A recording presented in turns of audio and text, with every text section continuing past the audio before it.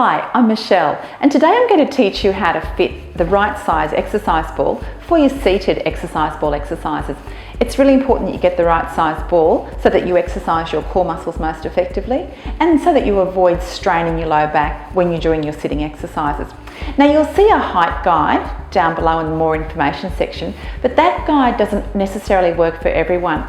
Most balls come in sizes 45 centimetres, 55 centimetres, 65 and 75 centimetres, and they're usually suggested to have a certain size ball for your height.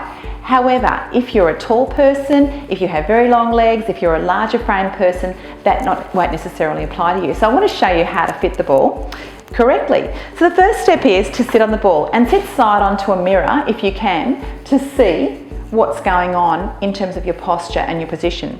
Your feet need to be flat on the ground so that you can have good balance obviously and support yourself safely.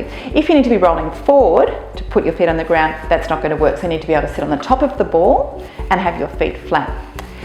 Secondly, your hips need to be slightly higher than your knees. Now this is really important if you're someone with lower back pain. This is so that you can maintain the inward curve in your lower back. If you're sitting on a smaller ball, you're going to be slumping and you won't be able to activate your core muscles nearly as well and nearly as effectively, and you'll also potentially strain your lower back.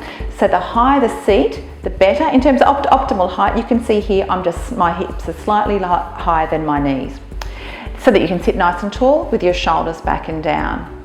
So if you've got the wrong size ball, for example, this ball is too small, you can see that my hips are nearly in line or perhaps a little bit lower than my knees, which makes it very hard for me to maintain the inward curve in my back, and it also increases the strain on my lower back.